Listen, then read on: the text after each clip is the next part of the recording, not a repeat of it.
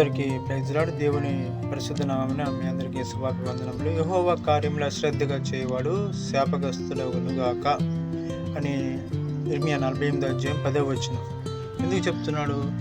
దేవుడు అశ్రద్ధగా ఎవరు చేయొద్దు. ఉదయం నుంచి లేచి సాయంత్రం పడుకునే వరకు కష్టపడి పని చేస్తాం. ఎందుకంటే ప్రతిదీ కూడా ఏది పని చేసినా మన జానుడు పట్ట ఇంకోవడానికి కనుక, కానీ మన పోషించుకోవడానికి నానా విధములుగా శత ప్రయత్నాలు చేసి కష్టపడుతున్నాం. కానీ దేవునికి కృతజ్ఞత చెల్లిస్తున్నామా? ఒక్కొక్కసారి భోజనం చేసేటప్పుడు చాలామంది క్రిస్టియన్సే ప్రార్థన చేసుకోరు. ఏదో తూతు మంత్రం కానీ స్తోత్రం నాకు ఆతున్నట్లుగా వాళ్ళు ప్రవర్తిస్తారు. ఈరోజు మనం కడుపు నిండా అన్నం తిని అన్ని విధాలుగా ఆరోగ్యంగా ఉండమంటే దేవుడు మహాకృప.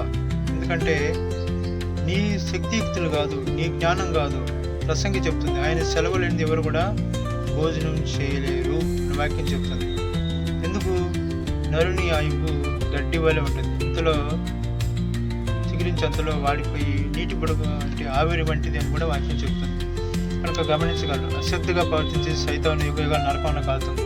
అలాంటి ప్లేస్లో నువ్వు వెళ్ళకూడదు. ఏ సహోదరి సహోదరుడు, కుటుంబ ప్రార్థన ఉండాలి, వ్యక్తిగత ప్రార్థన ఉండాలి, వాక్య పఠనం ఉండాలి.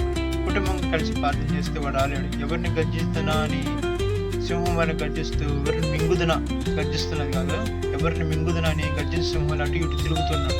కనుక దాన్ని తిరిగినప్పుడు ప్రార్థన లేక మరి లోకాచారాలకు లోక స్నేహానికి లోబడి జీవిస్తున్నట్టే మింగుతాడు. మింగేసి కుటుంబం అంతా నీతో కూడా అందరూ కూడా మింగేస్తాడు. ఎందుకంటే ఒక గోడ కట్టినప్పుడు అది సరైన విధంగా పిల్లల విషయంలో కావచ్చు, గోడ కట్టే విషయంలో కావచ్చు, స్ట్రాంగ్గా లేకపోతే ఒక్క ఇటుక బలహీనం అయిపోయినా గోడ మొత్తం కూలిపోతుంది. నువ్వు నీ కుటుంబాన్ని కట్టుకుంటున్నావు. నువ్వు ఒక పిల్లరు అయితే నీ భార్య ఎవరైతే నీ మిస్సెస్గా ఉన్నారో ఆమె పిల్లల మధ్య అటు ఇటు మధ్యలో గోడగా ఉండి తన కుటుంబాన్ని పిల్లల్ని చక్కబెట్టుకునే విధంగా గోడ వలె మనం కట్టబడుతున్నప్పుడు ఆ గోడలో క్రాకులు వచ్చినా, హోలు పడినా, పిల్లలు వీక్ అయిపోయినా కుటుంబం మొత్తం కూలిపోతుంది. గుర్తించగలరు. యెహోవా కార్యంలో శ్రద్ధగా చేయవాడు శ్రాపగ్రస్తుడగును. మరి నువ్వు చేసే పనిలో నాణ్యత లేకపోతే, నువ్వు చేసే పనిలో మరి ఏదైతే స్ట్రాంగ్గా లేకపోతే బిల్డింగ్ మొత్తం వర్క్ని పడిపోతుంది. చాలా ఈ మధ్యకాలంలో బ్రిడ్జెస్ కూడా క్రాకులు వస్తున్నాయి, అక్కడక్కడ సడన్గా పడిపోతున్నాయి. కారణం ఏంటి? పనిలో అశ్రద్ధ, నాణ్యత లేదు. అలాంటి రోజుల్లో మనం జీవిస్తున్నాం. ఏది కొనుక్కున్నా నాణ్యత ఉందా? దానివల్ల ఆరోగ్యం వస్తుందా? అనారోగ్యమే. ఎందుకు? వాళ్ళు ఎట్టపోతే నాకెందుకు, నా సంపాదన నాకు ముఖ్యం అని వాళ్ళు చేస్తున్నారు. వాటి గురించి నేను మాట్లాడదలుచుకోలేదు, కానీ వాళ్ళు దేవుడికి లెక్క చెప్ప అవసరమైనది. కనుక నువ్వు ఏ విధంగా దేవుడి సన్నిధిలో ఉన్నావు? అశ్రద్ధ కార్యాలు చేస్తున్నావా? అబద్ధం ఆడుతున్నావా? దూషిస్తున్నావా? అనవసరంగా ఒకరిని నిందిస్తున్నావా?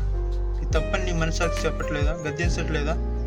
మనస్సాక్షికి భయపడాలి. గద్దించినప్పుడు పరిశుద్ధాత్మ ప్రేరణతో గద్దిస్తున్నప్పుడు నువ్వు గద్దింపబడి లోబడి నువ్వు విమర్శించుకుంటే అక్కడ తీర్పులోనికి రావు.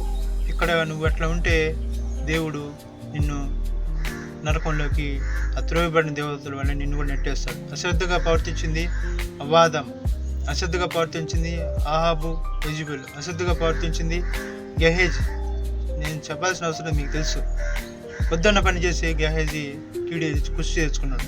పొద్దున్న పని అతని పొలాన్ని నాబోతు పొలాన్ని ఆశించి ఆహాబు భార్య యెజెబెల్ వచ్చిన సలహా మేరకు యెహోవా దృష్టికి చెడ్డు పాడుతూ నడిచి వాళ్ళ మాంసాన్ని కుక్కను తినివేసింది. యవాసు యాజకుడు చేసిన దానికి తన కుమారుడిని సన్మానించి మంచిగా ఆయన మాట విని, దేవుడు చెప్తున్నాడు మాట విని రాజ్యాన్ని పరిపాలించకుండా రాజుతో కుట్ర వేసి రాజు మాటను బట్టి అతన్ని రాళ్లతో కొట్టి చంపారు.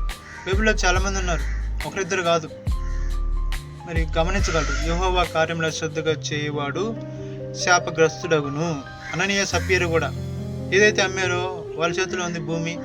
వాళ్ళు ఎవరికి ఇష్టం వచ్చినట్లు వాళ్ళు అమ్ముకోవచ్చు, ధనాన్ని సంపాదించుకోవచ్చు. దేవుడు అడగట్లా. కానీ దేవుడి పేరు చెప్పి వాళ్ళు అమ్మి ఇంతకే అమ్మిత్ర అని పేతురు అడిగినప్పుడు ఇంతకే అమ్మిత్ర అని చెప్పి అబద్ధం ఆడి కొంత దాచుకొని కొంత ఇచ్చారు. దాన్ని బట్టి మరి వాళ్ళు మరణిస్తూ వచ్చారు. నేను ఎవరిని తప్పుపట్టలేదు, ఏమని అడగట్లేదు. అబద్ధం ఆడొద్దు. దేవుని సన్నిధిలో ఉన్నప్పుడు యథార్థంగా జీవించాలి. ఎవడైతే విరిగి నలిగిన హృదయం కలిగి రిక్తుడై దీనుడై మొరపెడుతున్నారో అట్టి వారు మనం ఆలకిస్తామని చెప్పారు దేవుడు. ఎలాంటి మనసు కలిగి ఉండాలి? పసిపిల్లల మనసు కలిగి ఉండాలి. ఎందుకంటే ఇలాంటి వారిదే దేవుని రాజ్యం అని చెప్తున్నాడు దేవుడు. కనుక అశ్రద్ధ కార్యాలు చేయవద్దు. నేను ప్రీవియస్ వీడియోలో పెట్టాను, కీడు చేయొద్దు, మేలు చేయండి. మేలు చేయకపోయిన పర్లేదు కానీ కీడు చేయకూడదు. నీ పొరుగు వాడిని బట్టి ఇబ్బంది పడుతున్నాడా, వాడి మొహం చూస్తే ఎట్లా అనిపిస్తుంది? రేపు పొద్దున వాడితో మాట్లాడగల, రిలేషన్లో కానీ బంధువుల్లో కానీ మాట్లాడేటప్పుడు ఆలోచించుకొని మాట్లాడాలి కదా. మరి అతన్ని బాధ పెట్టే విధంగా నువ్వు మాట్లాడితే నువ్వు ఏ విధంగా ప్రేమ చూపించావు? నీ సహోదరుని పట్ల ఏ విధంగా నిన్ను బట్టి అతను సంతోషిస్తున్నాడు? వాక్యం అపొస్తలుల కార్యాలను కూడా చెప్తుంది, నీ పొరుగు వాడు కూర్చున్నప్పుడు ఒకవేళ తినేటప్పుడు నువ్వు మాంసం బుద్ధిస్తున్నప్పుడు వాడికి ఇబ్బందికరంగా ఉంటే అది తినొద్దు. వాడు సంతోషం మేరకు వాడు బుద్ధించింది ఏదో బుద్ధించిందని చెప్తున్నాను వాక్యం. కనుక అతను మన దేవుని క్రియలను బట్టి మనం ఏ విధంగా చేస్తున్నాం దాన్ని బట్టి అతను మారాలి కానీ ఏదో నీ సొంత జ్ఞానం పెట్టి చేస్తే కాదు. ఏ సహోదరుడా వినండి, విని చూస్తున్నాం, మనం వరదలు చూస్తున్నాం, సునామీలు చూస్తున్నాం. రష్యాలో నిన్న వచ్చింది, అంతకుముందు జపాన్లో 5.5 వచ్చింది, 8.8 రష్యాలో భూకంపం. ఇన్ని కూడా చాలా చల్లాచెదర ఆస్తి నష్టం అయ్యింది. ఎందుకు? సంపాదించుకున్నాడు ఏమన్నా దాని వల్ల ఉన్నతమైన స్థితిలో రోజులకు డెవలప్ అయ్యాడా? ఒక్క నిమిషంలో మొత్తం పోయింది. కనుక నీ జీవితం నా జీవితం నీటి బొడుగు వంటిది, ఎప్పుడు పేలిపోతుందో తెలియదు. కనుక యెహోవా కార్యములు అశ్రద్ధగా చేయొద్దు. ఆయన్ని బట్టి నడుచుకొని వాక్యానుసారంగా జీవించండి. వాక్య పఠనం కలిగి ఉండండి. కుటుంబ ప్రార్థన కలిగి ఉంటే ఎవరు కూడా నేను చేయలేడు.